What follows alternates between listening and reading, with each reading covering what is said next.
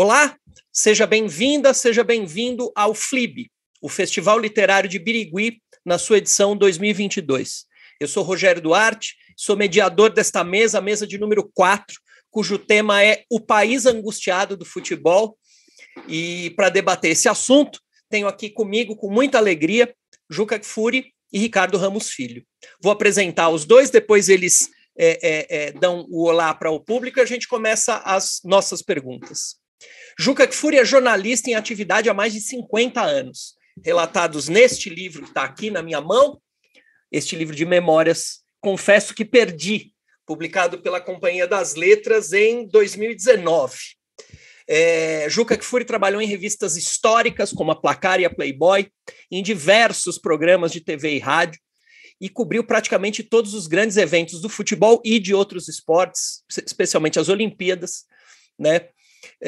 E é conhecido pela combatividade incansável que dá o tom dos programas dos quais ele participa, sempre combinando o espírito crítico e a paixão pelo futebol. Ricardo Ramos Filho é escritor e professor de literatura. Iniciou a carreira de autor em 1992 e é um dos mais destacados escritores de literatura para crianças e jovens do Brasil. Ele é doutor e mestre em letras pela USP, tendo desenvolvido pesquisas sobre os textos de Graciliano Ramos, especialmente os livros do Graciliano para crianças e jovens. O Ricardo atualmente também é presidente da UBE, União Brasileira de Escritores. Sejam bem-vindos, Juca Kfouri e Ricardo Ramos Filho. É uma grande alegria estar aqui com vocês. Se vocês quiserem dar um olá para o pessoal, aí a gente começa. Você primeiro, Juca, vamos lá. Eu só tenho a dizer o seguinte, Rogério. Eu sei, eu entendo perfeitamente que quando a gente fala do Ricardo, com todas as qualidades, títulos, talento, livros, tudo que já fez na vida, a gente tende a esconder, né, para como se estivéssemos preocupados em não diminuí-lo, e não mencionamos de quem ele é neto, embora seja óbvio de quem ele é neto, até porque o avô dele é objeto de estudo dele. Agora, como Graciliano Ramos é um dos meus tipos inesquecíveis, Graciliano Ramos é fartamente responsável por eu ter me tornado um leitor ainda na adolescência, eu não posso estar ao lado dele, que é meu amigo de muitos anos, por outras razões, já era amigo do pai dele, mas eu não posso deixar de dizer que Ricardo Ramos é neto de Graciliano Ramos, e que, para mim, é uma honra estar ao lado do neto de Graciliano Ramos. E, para mim, é uma honra estar ao lado do Juca Kfouri, que é uma pessoa que eu admiro tanto, um amigo querido, como ele já disse, já foi amigo do meu pai também. Meu pai me deixou, em termos de herança, em termos de grana, não me deixou muita coisa, não. Mas em termos de amizades, ele me ajudou muito. Me ajudou muito. E é o que vale mais. É o que vale mais, né? É claro. Então, eu estou muito feliz de estar aqui com vocês hoje. E com você também, Rogério, de quem eu gosto tanto. Ricardo e Rogério, eu digo sempre que o meu pai, procurador de justiça, me deixou como herança apenas, entre aspas, a retidão e o corintianismo. E eu agradeço a ele eternamente por isso. Dinheiro nenhum.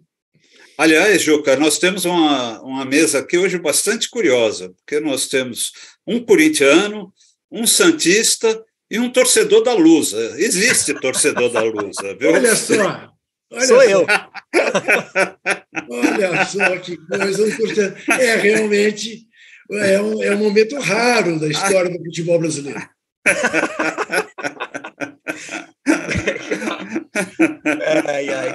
Olha só, para a gente começar a conversa, hoje, bom, enfim, a gente está gravando essa entrevista no dia 7 de novembro, né, um pouco depois de ter saído a convocação dos 26 do Tite, em busca do Hexa.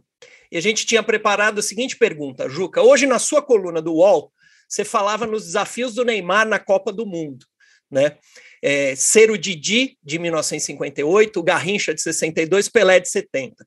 Não é demais para um jogador no mundo hoje? Não é pesado demais? E aí, já aproveitando, se você quiser falar da convocação, a gente agradece.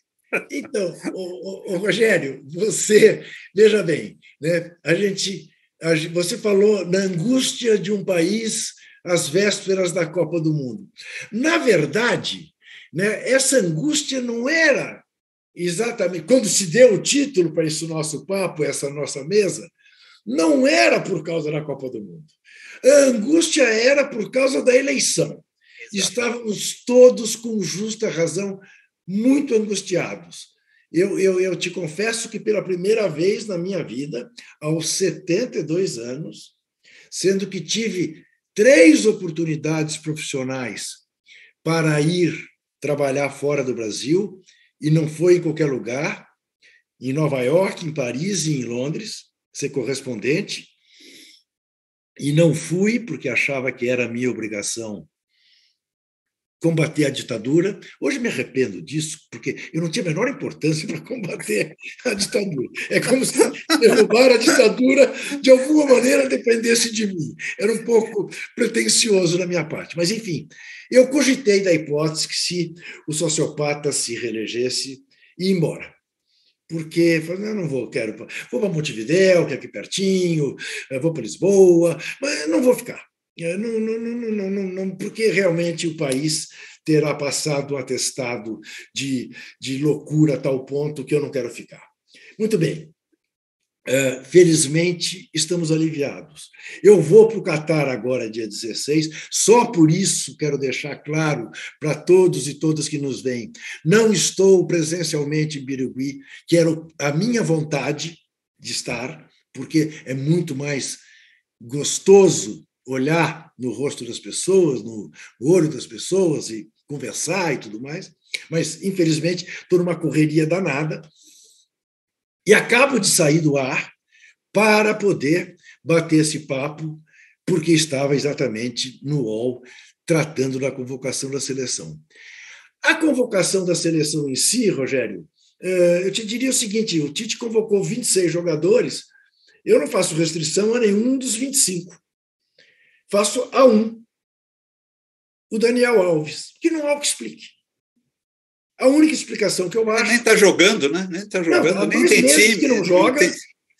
Foi jogar no México, foi um fiasco, lá no Pumas. Está com 39 anos de idade. Há quem diga que ele é muito bom de batuque, que ele é muito bom, que o grupo gosta muito dele. Politicamente, a gente já sabe que não é bom, né? É muito errado. Politicamente não é bom, mas...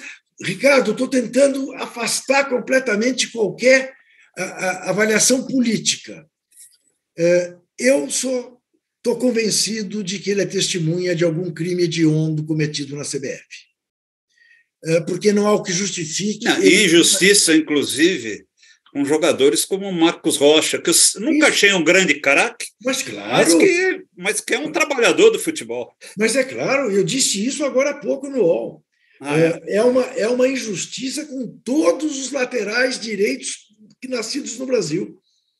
E, além do Marcos Rocha, você tem jogadores brasileiros... Até o Madison dos Santos. Não, o Emerson Royal, enfim, tirante o Fagner do Corinthians, que, pelo amor de Deus, mas é um absurdo. É um absurdo. Eu acho um absurdo essa convocação. Agora, de resto, Rogério, olha... O Brasil não é o favorito para ir para a Copa, para ganhar a Copa, mas eu te diria França, Argentina, Brasil no grupo ali de Alemanha, de Espanha, de Croácia, de Bélgica, de Kevin De Bruyne. O favorito seria quem para você? França? Para mim, eu fico dividido entre a Argentina e a França. Eu já achei mais a França. Mas a França não vai ter nem o Kanté, nem o Pogba, que foram 2 jogadores essenciais na conquista da Rússia. São 2 jogadores absolutamente imprescindíveis no meio de campo da França, que fazem o Benzema e o Mbappé jogarem o que jogam. Então, não sei como será o arranjo sem eles. E aí eu olho para a Argentina e vejo o Lionel Messi, Rogério, que foi o Didi, ou que pode ser o Didi de 58, o Mané Garrincha de 62, o Pelé de 70, o Romário de 94, o Ronaldo de 2002. O Messi pode. Não acho que o Neymar tenha isso tudo. E acho que o Neymar agora, além do mais, criou para si mesmo o problema de ter que recuperar a imagem dele para mais da metade do eleitorado brasileiro, felizmente. Sem dúvida. Precisa, inclusive, resolver, ver se ele joga uma Copa e não fica caindo o tempo todo. Isso, né? Isso. Ô, Juca, o tema da nossa mesa é o país angustiado do futebol, né? E você mesmo começou falando disso.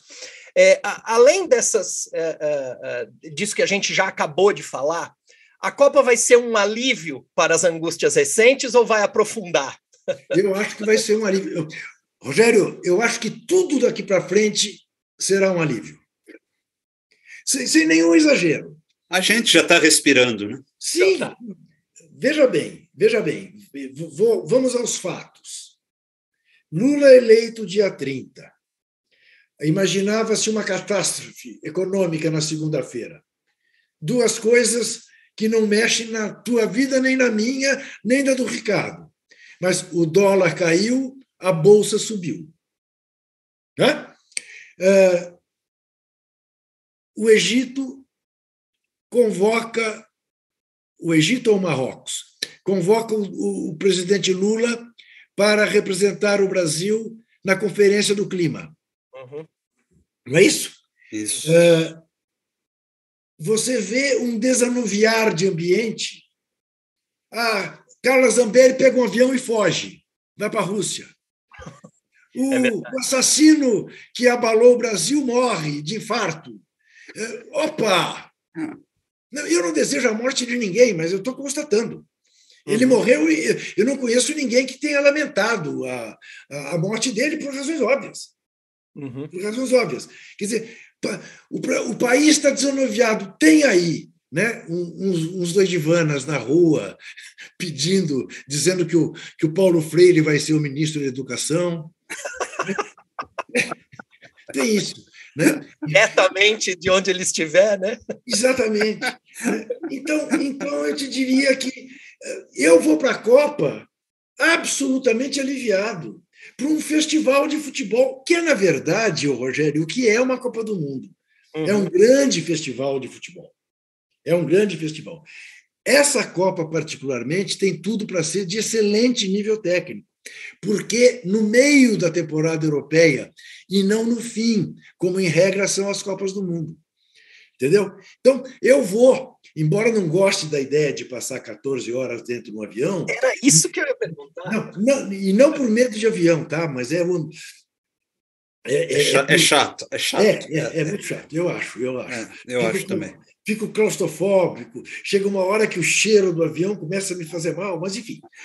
Mas vou leve, por saber que quando eu voltar no final, já nos últimos 10 dias de dezembro, estaremos a 10 dias da posse do Lula, e esse país vai voltar a ser o país que sempre foi. Um país mais alegre, um país mais cordato, um país que não tenha o clima de 4 anos de ódio que nós vivemos, que faz mal para qualquer um. Quer dizer, claro que ele não tem culpa da pandemia, mas tem culpa de como deu pontapé na pandemia, né? Como foi pouco empático na pandemia. Tudo isso nos fez muito mal, né? E nós estamos jogando essa carga fora. Isso é um alívio. Olha, Juca, em 2002, aproveitando que a gente está batendo aqui a tabela entre futebol e situação política, em 2002, você relata no Confesso que Perdi, que você reuniu aquele então presidente eleito e hoje novamente eleito Lula, te pediu para reunir um grupo de atletas, jornalistas, especialistas, para você redigir um projeto para o esporte brasileiro. Eu queria saber, Juca, primeiro, eu não vi esse projeto, não sei se ele foi não saiu da gaveta, essa é a expressão que você usa no livro, né? Eu queria saber se você pode contar para nós um pouco do que tinha nesse projeto e se 20 anos depois ele poderia continuar valendo. Será que, de repente, alguém tira esse projeto da gaveta? Pode Boa, falar Rogério, um pouco? bem lembrado, bem lembrado. Esse episódio é gostoso porque o Lula ganhou a eleição, né, no segundo turno. No dia seguinte, para minha surpresa, ele me telefona e fala: vem aqui que eu quero conversar com você. E eu fui no quartel-general do PT, onde eles tinham estabelecido lá o quartel-general da campanha, que era até perto do Hospital do Servidor Público. Fui lá e, Rogério, eu sou uma pessoa absolutamente informal, vivo de camiseta, eu nem para casar pus gravata, mas eu não sei por que cargas d'água me deu um estalo. Eu vou fazer, no mínimo, uma brincadeira com ele. Vou ver o presidente da República, vou de paletó e gravata. Vou de paletó e gravata, chego na sala dele, ele está de camisa social e gravata. O paletó pendurado, mas ele está de gravata e camisa social.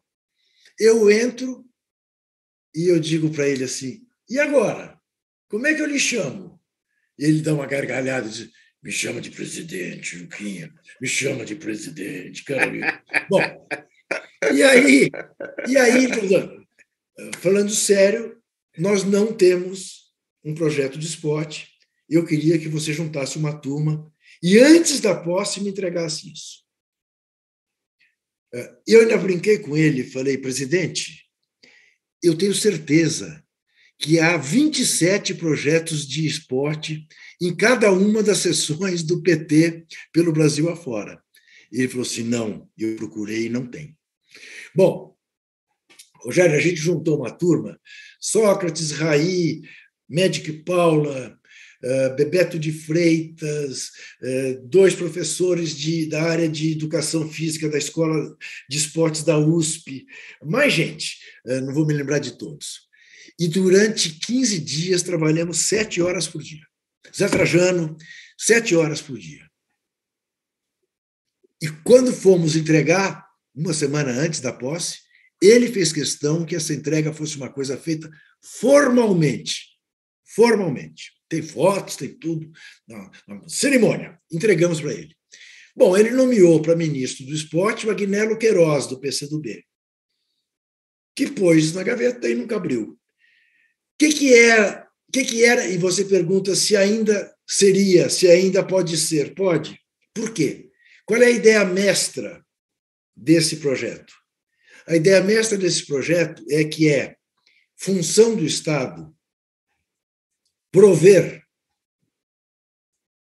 massificar, abrir a possibilidade de democratização ao acesso da prática esportiva à população brasileira, sem nenhuma preocupação em formar campeões, com a preocupação da saúde pública, porque cada dólar que você investe em democratização à prática esportiva, você poupa 3 em saúde pública. Isto não é um dado da minha cabeça, é da Organização Mundial da Saúde.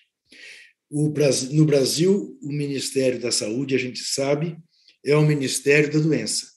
É o ministério que tem que correr atrás de médicos, de leitos, de hospitais. O Ministério da Saúde deveria ser o do esporte. Prover esporte. Dar esporte para a população. Dar esporte na escola, para a terceira idade, para os portadores de deficiência. Nós somos um país de mais de 200 milhões de habitantes. Se você massificar o esporte no Brasil, talentos brotarão. E talento, a colheita do talento, você faz na iniciativa privada. Você não precisa do Estado para fazer. Nós, na verdade, Rogério, temos um nível de exigência com os nossos atletas absolutamente desmedido. Porque, em regra, tirante o futebol, o voleibol, alguns esportes, nós não temos política alguma. Uhum. E o que temos é de geração espontânea. É um Joaquim Cruz que nasce, um Ademar Ferreira da Silva, um João do Pulo, uma Rebeca, entendeu? o Guga, né? E aí aparece um fenômeno como o Guga no tênis, e nós sequer somos capazes de montar um atendimento a quem se encantou com o tênis por causa do Guga. Né? Então, para você ter uma ideia, a Argentina tem melhor tênis que o Brasil. Aliás, tem melhor tênis, tem melhor basquete, tem melhor quase tudo. Melhor cinema. Melhor mercado editorial. Uma população que é um quarto da nossa. Um quarto da nossa. Quer dizer, então. Melhor cinema, que eu digo, melhor roteiro. Né? Eles têm uma escola de roteiro muito forte. Não, é fantástico. A maneira, por exemplo, como o cinema argentino trata a ditadura argentina nos dá de 7-1, né? É uma goleada.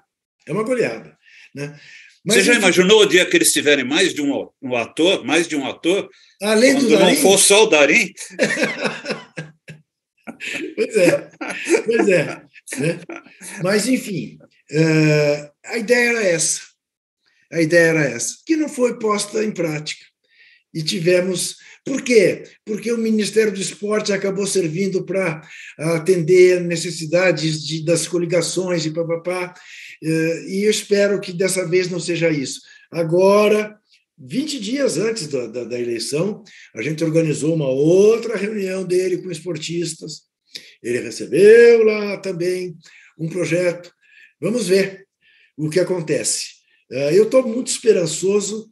Claro que vai cometer novos erros, mas que não cometa os que já cometeu nas duas gestões anteriores. Tomara. Juca, então, você conhecia o Sócrates melhor do que qualquer outro jornalista, sempre foi próximo dele, e quando ele chegou em Florença para jogar na Fiorentina, ele disse que ele ia jogar, foi para lá não só para jogar futebol, mas também ler Gramsci no original. Né? E pouco antes de ser transferido, ele prometeu ficar no Corinthians e sacrificar essa transferência para a Itália se a emenda das diretas passasse no Congresso Nacional.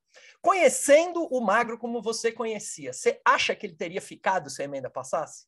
Olha aqui, eu tenho ele aqui na minha mesa de trabalho. Eu converso com ele todo dia. As pessoas me perguntam, você sente muita falta do Magro? Eu digo, não, rapaz, eu converso com ele todo dia. O Magro da democracia corintiana. Ele teria ficado, ele queria muito ficar. Primeiro isso, ele queria muito ficar. Até porque estava apaixonado por uma moça e que, de alguma maneira, era uma forma dele ficar. Uma moça chamada Rosemary, uma cantora conhecida. Era uma maneira dele ficar aqui perto. Embora também ele tenha ido para tentar restabelecer o casamento dele. Mas eu sempre disse isso, Rogério, que ele foi o único brasileiro que tinha muito a perder caso a emenda passasse. Ele fez essa promessa diante de quase 1 milhão de pessoas no Vale do Anhangabaú. Não tinha como, né? ele não cumprir. Agora, veja, Rogério, esse é um bom ponto, né? E que tem tudo a ver com esse nosso ambiente aqui.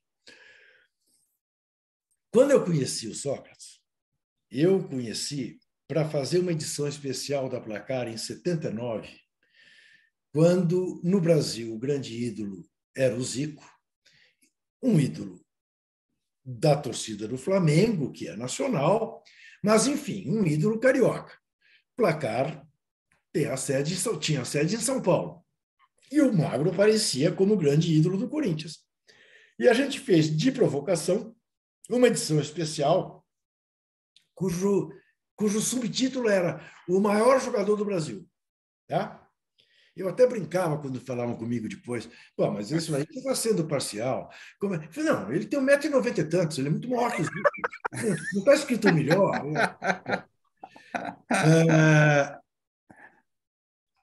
E aí eu me aproximei dele.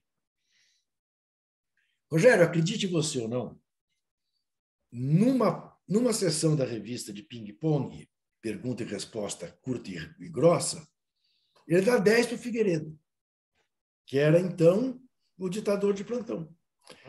O Magro era um recém-formado médico na USP de Ribeirão Preto, absolutamente alienado politicamente, tinha ojeriza, assim, de política, porque viu o pai queimar os livros no golpe de 64. Uhum. Livros de filosofia, mas que o pai achou, o seu Raimundo, que era figuraça, achou que poderia lhe dar problema, ele era fiscal de imposto de renda. Uhum. E aí a gente fez uma relação mais próxima. Era um menino que veio de Ribeirão Preto, assustadíssimo com a cidade de São Paulo. E aí, um belo dia, ele me falou que estava sentindo falta de coisas, não estava se adaptando, se eu tinha algum livro para recomendar para ele, de política, para ele se ligar mais um pouco e tal. E eu recomendei lá 1 ou 2 livros. 4 dias depois, ele me telefona e pede mais. Eu falei, mas você leu? Claro que li e tal. Bom, para resumir essa ópera, ele tornou-se um leitor voraz. Mas mais do que isso, Rogério e Ricardo, como ele era uma inteligência superior, a absorção dele e a memória fotográfica dele era de tal ordem, e depois disso eu chequei com colegas de escola dele, disse que ele não estudava, mas que ele prestava atenção na aula e era o melhor aluno da faculdade,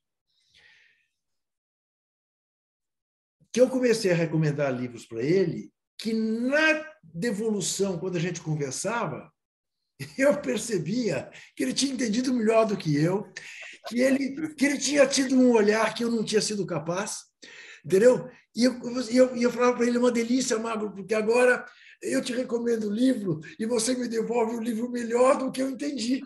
E é verdade, não tinha nenhuma demagogia, nenhuma demonstração de modéstia, não, era exatamente isso. E, de repente, quando ele foi para a Itália, ele disse, agora vou ler o Gramsci em italiano. E ele voltou de lá, ele falava italiano perfeito. Perfeito. E nem tanto tempo passou lá. Mas fez todas as confusões possíveis e imagináveis. Só dava entrevista para o L'Unità. Quando não podia jogar, ia na torcida da curva do estádio de Firenze, que era a torcida da antifascista, enfim. Isso jogando num clube que era presidido por uma das famílias mais tradicionais de Firenze. Você imagina que é uma família tradicional de Pontevello, sei lá como chamava. Né? Eram quase mafiosos. Né? E ainda deu uma namoricada na filha do presidente do clube.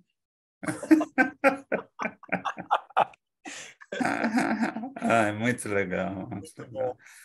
Bom, a gente está se encaminhando aqui para o nosso epílogo, e aí, para a gente concluir a entrevista, eu peguei um trechinho do epílogo das tuas memórias, Juca. Nesse epílogo do Confesso que Perdi, você se coloca como um derrotado, mas nos termos de Darcy Ribeiro, que se orgulha de ter perdido e declara que teria vergonha de estar ao lado de quem venceu. Falando assim, para quem não leu o livro, né, para quem vai nos assistir, talvez soe como um final amargo, mas o livro termina com um otimismo contagiante, com a frase "não há derrotas definitivas para o povo", frase de Dom Paulo Evaristo Arnes. Eu quero fazer uma pergunta pessoal, Juca. De onde vem essa força? De onde vem essa potência de combate de mais de 50 anos? Eu tenho uma hipótese, que você já colocou no livro também, vem um pouco do teu pai, você falou dele um pouquinho também, e aí eu já engato. Então, primeira pergunta, de onde vem essa potência? E quando você fala do seu pai, você diz, com licença de ler aqui, culto, agnóstico e democrata, corintiano, repelia quaisquer extremismos. Numa palavra, seu Google enciclopédico e a referência moral da sua vida. Então, primeira pergunta, de onde vem essa potência toda sua? E segunda, como é que você se sente sendo o Google enciclopédico de muita gente da minha geração e de outras gerações, e essa referência moral que você é também no jornalismo, na tua vida profissional? Rogério, veja, primeiro, não compare os Googles. Meu pai era um homem extremamente culto, Meu pai nunca saiu do Brasil e tinha uma neurose com o aeroporto, achava que ia dar tudo errado, então ele não lia. Mas meu pai leu tudo. Imagine alguma coisa que alguém possa ter lido, ele leu. E lia em 4 línguas diferentes.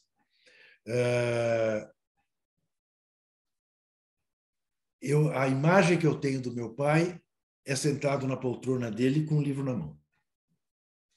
E com raros cigarros diários que ele fumava, parando de fazer o que estivesse fazendo. Eu culpava ele por eu ter sido fumante, porque eu dizia, pai, eu te via de uma maneira tão prazerosa que eu disse, isso deve ser muito bom, porque ele parava de fazer o que ele estivesse fazendo. Nunca vi meu pai dirigindo e fumando, não. Ele batendo a máquina e fumando, não. Ele fumava mesmo, 5 cigarros por dia. Eu digo isso. Meu pai era promotor de justiça. Então, fazia revisões com ele. Eu sou especialista em Nelson-Hungria, saiba você. De tanto que meu pai citava Nelson-Hungria nos pareceres dele, e a gente fazia revisão com ele, eu e meus irmãos. Então, acabei me tornando, eu digo isso sempre, eu sou meio promotor de justiça por osmose. E é claro que eu herdei isso, até na maneira como eu exerço a minha profissão de jornalista, até enfim, nos casos que eu criei para mim mesmo, nas denúncias que fiz, nos processos que recebi, muito em função disso. Quer dizer, eu tenho um nome a zelar, não é o meu, é o do meu pai. É o do meu pai. Né? E aí, Rogério, veja, confesso que perdi. É claro, tem um amigo que diz, não, pelo menos devia ter dado o título Confesso que empatei. O outro diz, não, confesso que perdi, mas foi roubado. Veja, é claro que eu não sou pessoalmente uma pessoa derrotada, é óbvio que não sou. Seria uma demagogia, né? Dizer, claro que não sou. Sou bem-sucedido, sou bem casado, tenho 4 filhos que eu adoro, 2 netas que me enlouquecem, está tudo direito. Agora, eu aos 17 anos de idade era de uma organização clandestina, a LN, de combate à ditadura. Tinha plena convicção de que podia ser preso, como acabei sendo, e ser morto. Tá? Quer dizer, aí já não tinha tão plena convicção. É evidente que com 17, 18, 19 anos, primeiro você acha que não vai acontecer. E segundo, você acha sempre que você vai escapar, né? Impune. Né? Você tem essa irresponsabilidade da juventude. Mas estive perto disso, né? No boicote, o diabo 4. Então, eu estava disposto a dar minha vida pelo Brasil. 50 anos depois, eu olho para o Brasil, até semana passada, e era esse Brasil. Eu digo, porra, perdi. Muito angustiado, né? Um Brasil muito triste. Perdi. Triste. Olhe do lado do futebol.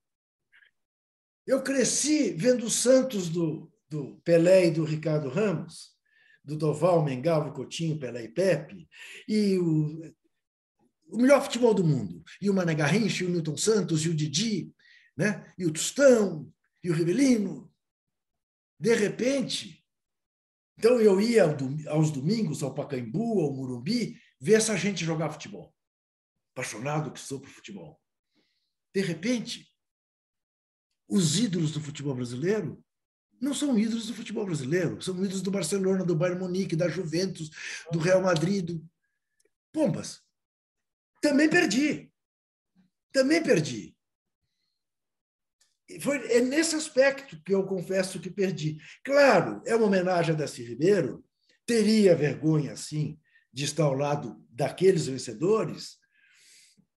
É uma homenagem também, evidente, né, ao Confesso que Vivi, né, do Neruda, mas era isso o sentimento que eu tive. O Luiz Schwartz discutiu comigo diversas vezes, achava que não, que eu estava me desmerecendo. Não é nada pessoal, entendeu? É um sentimento geracional. A gente era para estar um país muito melhor do que nós somos. E fora que é um puta título, né? É um título instigante, é uma coisa. É muito interessante quando a gente encontra um título que tem o significado que tem, né? Que tem Ah, paralelismo com Neruda, né? é. Eu gosto muito, eu acho um título Belíssimo. muito bom, belíssimo, Mas, enfim, é isso. muito Então, essa bom. força, Rogério, essa força vem do velho Carlos, mas e é também, como eu digo sempre, às vezes as perguntas falam, porra, meu, mas você não cansa de dar murro em ponta de faca? Eu digo, bom, vai lá que eu canse. Você acha que eu posso mudar a essa altura? Aos 70 e picos, agora vou desbundar. Não, não, tá tudo bem. Não, vou continuar a luta, né? E isso também me move. Isso me move. Isso me move, né? É aquela coisa da utopia que o Eduardo Galeano dizia, né? A grande qualidade da utopia é essa, que quando você está chegando, acha que está chegando perto, ela se afasta mais alguns metros, você tem que continuar, você tem que continuar. E a gente vai continuar. Se tem alguma dúvida que você vai continuar, você não tem. Vamos continuar todos. Estamos aqui para isso. Obrigado, Juca. Ricardo, considerações finais. Vamos lá. Depois do Juca, Eu a gente vai adorei ouvir o Juca. O Juca falou uma coisa aqui que eu acho muito importante e que eu não vejo em muita gente e que eu sei que norteia a vida dele e norteia também a minha. Nós, né, Juca, a gente tem um nome aí para zelar, né? Então, a gente não pode esquecer, nunca a gente pode se esquecer disso, né? É isso. E eu vejo tanta gente aí que até teria um nome para zelar, né? Impressionante, né, Ricardo? Tipo ex-governador do Rio, né? Que tem um nome tão bacana para zelar, né? E faz o Sim, que fez com sim, com o o pai. nome, né, do pai, né? Então, para mim é sempre um cuidado que eu tomo. Quer dizer, Deus me livre de alguém chegar e já foi difícil escrever sendo filho e neto de quem eu sou. É difícil. Agora, se de repente eu pisar na bola, aí fica muito chato, né? Quer dizer, então é isso. E é isso. É sempre muito bom ouvir o Juca, sempre muito bom. Nós que seguimos pelo mesmo caminho. Eu me lembro muito, nesses momentos, de um cara que foi para mim muito importante, um grande amigo que eu sei que era amigo seu também, que é o Audálio Dantas. Audálio Dantas. Nesse momento, estaria muito feliz, estaria muito É isso. feliz. Assim, eu lembrei muito dele nessas eleições. Mas, Ricardo, você sabe que eu tinha comigo mesmo um compromisso em que todas as vezes em que eu estivesse num lugar público com Audálio Dantas, eu lhe faria uma homenagem e diria às pessoas quem era Audálio Dantas e qual era a importância de Audálio Dantas, de como Audálio Dantas ajudou a mudar a história do Brasil no episódio Vladimir Herzog. Fez com que, de fato, uma morte não fosse em vão, não fosse inútil. Audálio Dantas. Né? Eu boto, Rogério, no mesmo patamar do autor da frase "Não existe derrotas definitivas para o povo", que é Dom Paulo Evaristo Arnes, que estava com ele no ato ecumênico em homenagem a Vladimir Herzog. Audálio Dantas é realmente dessas figuras, né, Ricardo? Desses amigos eternos que a gente lembra todo dia. Eu tenho muita dificuldade de falar dele sem me emocionar, porque é um cara eu também. Eu também. É isso. É isso. Juca, quer dizer uma despedida para o pessoal que vai nos assistir? Eu quero dizer uma despedida e quero dizer mais do que uma despedida. Eu quero voltar presencialmente. A gente vai ter oportunidade de fazer isso. Oba, tomara. Tá bom? Muito bem. Obrigado, Juca. Obrigado, Ricardo. A vocês. Para encerrar, eu quero agradecer a todos aqueles que estão trabalhando na organização do FLIB, Festival Literário de Birigui, especialmente Maurício, Rômulo Marques, Paulo Bernardes, que estão na organização, na curadoria, e convido todos os que estão nos ouvindo a acompanhar a programação do Festival Literário de Birigui pelo Instagram e pelo canal do festival no YouTube. Finalmente, volto a agradecer Ricardo Ramos Filho, Juca Kfouri, por esse papo maravilhoso, e até mais, até a próxima. Um abraço. Juca, boa viagem, um abraço. Obrigado. Boa Obrigado, Copa gente. do Mundo para você. Estamos aí. Tchau. Muito obrigado. Foi ótimo, Rogério. Obrigado a vocês. Um prazer te conhecer. Um abraço. Do mesmo jeito. Tchau, tchau.